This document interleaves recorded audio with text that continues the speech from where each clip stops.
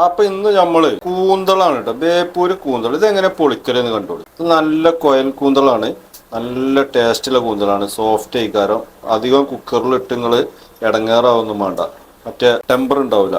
ഒരു 6 കൂക്കൽ കൂക്കിയാൽ തന്നെ ഇത് ഇതാവും. ഇതിങ്ങനെ പെട്ടെന്ന് പൊളിക്കും ചെയ്യട്ടോ. ഇങ്ങനെ ഇതാക്കിയിട്ട് ചെറിയ കത്തി എടുത്തിട്ട് ഇങ്ങനെ അരിയാനുള്ളൂ കേട്ടോ. ഇങ്ങനെ നൈസായിട്ട് അരിഞ്ഞാൽ, ചെറിയ കത്തിയാലും മതി, വലിയ കത്തിയൊന്നും വേണ്ടതിന്. അരിഞ്ഞ് റൗണ്ട് വേണമെങ്കിൽ റൗണ്ട് അറിയാം, അല്ലാതെ വേണമെങ്കിൽ അല്ലാത്ത രീതിയിൽ ഇങ്ങനെ അരിഞ്ഞു കൊണ്ടുപോകാം കേട്ടോ. നടു പൊളിച്ചിട്ട് വെട്ടുന്നവർക്ക് അങ്ങനെ വെട്ടാം. പിന്നെ ഈ ചെറുതായതുകൊണ്ട് റൗണ്ടാണ് നല്ലത്. പിന്നെ നിങ്ങൾ ഇതിൽ ശ്രദ്ധിക്കേണ്ട സംഗതി, നിങ്ങൾ വീട്ടിൽ നിന്ന് നന്നാക്കുമ്പോൾ ഈ തലൻ്റെ ഇങ്ങനെ പൊളത്തിട്ട് ഇതിൻ്റെ ഉള്ളിലൊരു കുരു ഉണ്ടാവും. ഈ കുരു എടുത്ത് കളയണം. ഇതൊരു കല്ല് മാരിക്കാരം, അപ്പോൾ അത് കളയണം കേട്ടോ. അപ്പോൾ വീട്ടിലെത്തിയാൽ തല ഉപയോഗിക്കുന്ന ആൾക്കാർ ഈ കുരു എടുത്ത് കളയണം.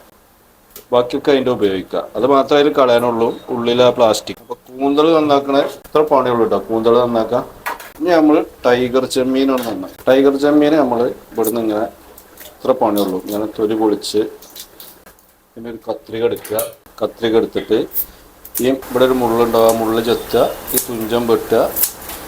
ഇത്ര ഉള്ളൂ കേട്ടോ പണി.